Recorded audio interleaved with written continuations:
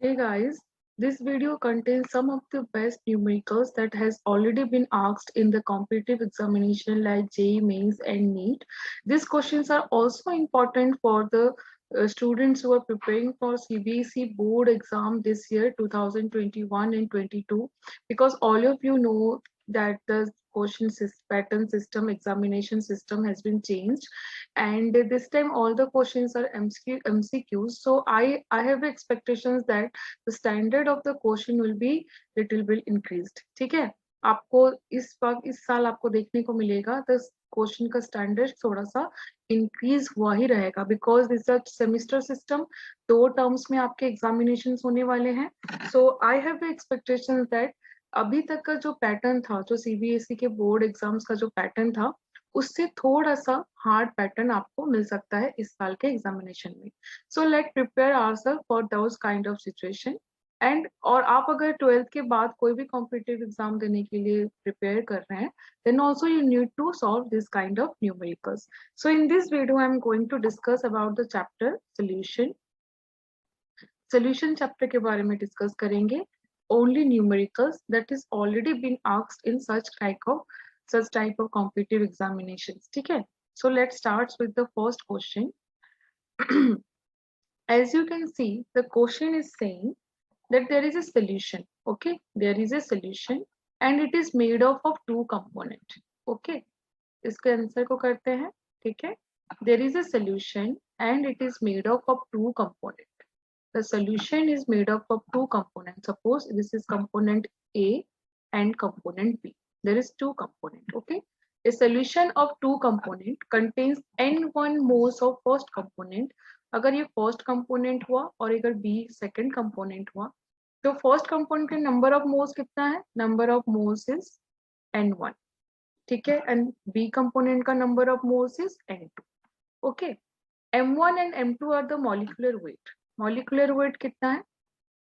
Molecular weight is m1 and this is the molecular weight of the component 2. ठीक है, इफ d is the density of the solution, अगर density of the solution d है and C2 is the molarity. Suppose इसका molarity of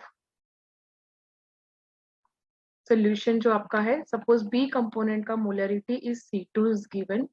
x1 is the mole fraction, x2 is the mole fraction of this B component, x1 is the mole fraction of the A component. So you have to calculate the C2. C2 is the molarity. You have to calculate C2. C2 को express करना है. And this here the answer is given 1, 2, 3, 4 where the C2 is expressed in terms of mole fraction and molarity. Molecular mass. ठीक है, it has been expressed in the terms of mole fraction and molecular mass. So क्योंकि यहाँ पे question is asking about the molarity, तो start उसी से करते हैं, वहां से करते हैं. If C2 is the component B and it is your molarity, तो मोलरिटी क्या होता है? Number of moles. It number of moles that is your N2 divided by volume of the solution. Volume of solution.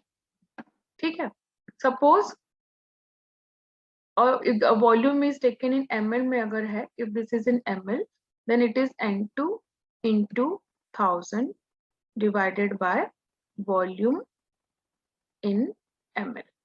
ये आपका आ गया molarity. ये molarity आ गया. ठीक है, नाउ बिकॉज यार हमें यहाँ पे दोनों कंपोनेंट दिया हुआ है जिसका वॉल्यूम इज नॉट गिवन. ठीक है, volume is not given and density is given. Density कितना दिया हुआ है? Density is equal to d and density is equal to mass by volume होता है. ठीक है, सो अगर मैं वॉल्यूम यहाँ पे कैलकुलेट करूंगी तो ये हो जाएगा मास डिवाइडेड बाय डेंसिटी. और यहाँ पे क्योंकि ये सोल्यूशन है, तो इस सोल्यूशन का जो मास होगा वो होगा wait of the component 1 plus wait of the component 2 divided by your d, divided bye d. ठीक है, suppose W1 is the weight of the component, W1 is the weight of the component A and W2 is the weight of the component B. ये यहाँ पे given नहीं है, ये हमें suppose करना पड़ेगा. ठीक है, so what will be the volume, volume की जगह पे हम क्या पुट करते हैं, W1 plus W2 divided by D. So the final equation will be N2 into 1000 into D divided by volume is equal to W1 plus W2. ठीक है। Now अगर आप देखेंगे तो इसमें हमें C2 का एक्सप्रेशन इस टर्म में आ रहा है, लेकिन इस टर्म में तो आंसर नहीं है, हमें W1 plus W2 को इन terms of molecular mass and mole fraction में लेके आना पड़ेगा। सो अगर हम W1 plus W2 को फर्दर कैलकुलेट करें तो this is the weight of your component 1। अगर वेट कंपोनेंट का दिया हुआ है W1, तो W1 इज इक्वल टू क्या हो जाएगा, it's molecular number of moles into its molecular mass. Similarly, what will be W2? Its number of moles into its molecular mass into M2। ठीक है, समझ में आ गया। तो इस तरह से आप W1 plus W2 को इस तरह से कन्वर्ट कर सकते हैं।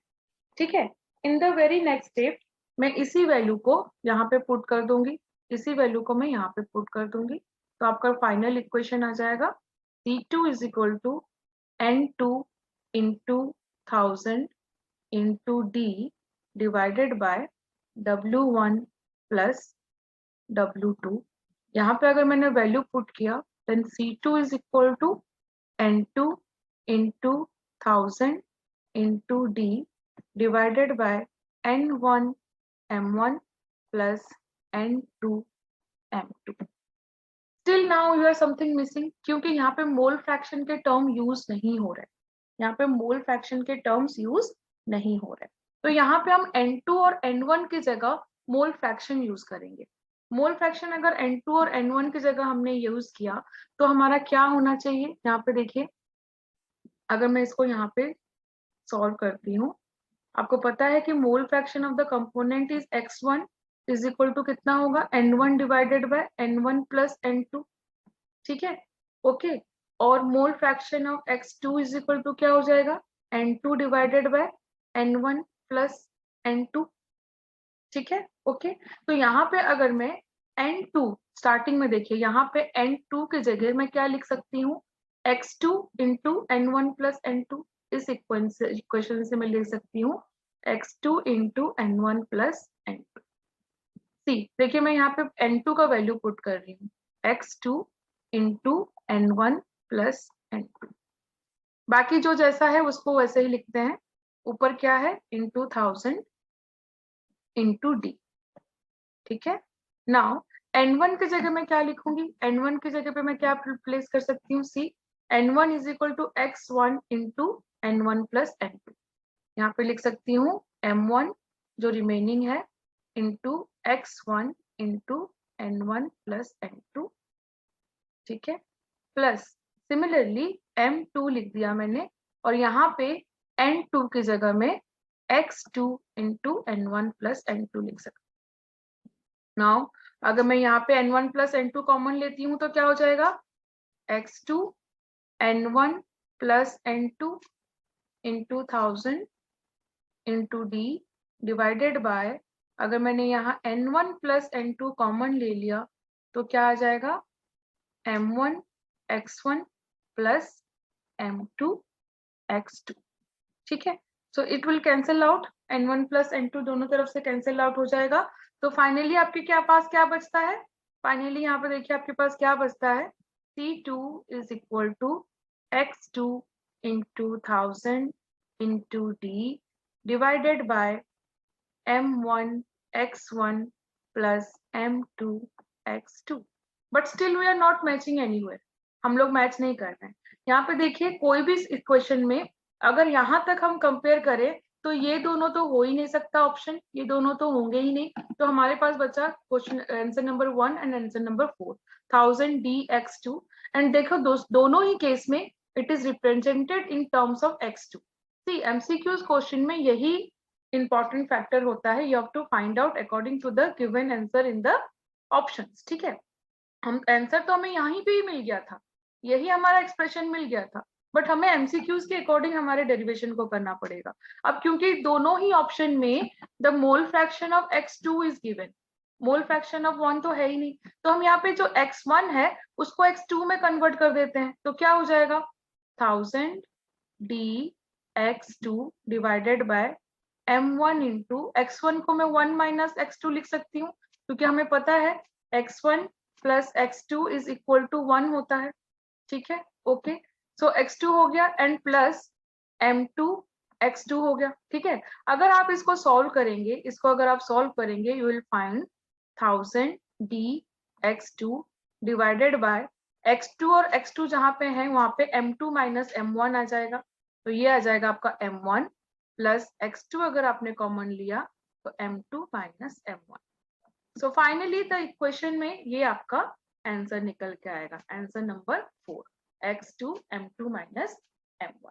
ठीक है, ओके, तो फाइनल आंसर आपका ये है 1000 dx2 divided by m1 and this one, this is the expression. ठीक है, तो इस तरह का एमसीक्यूज क्वेश्चन में कोई बहुत मुश्किल क्वेश्चंस नहीं होता, बट आपको सही टाइम पे सही चीजों को एडजस्ट करना पड़ेगा, जो गिवन वैल्यूज है उसी हिसाब से आपको अपने डेरिवेशंस को मूव करना पड़ेगा। ठीक है, so this is your answer. Next move to the next question.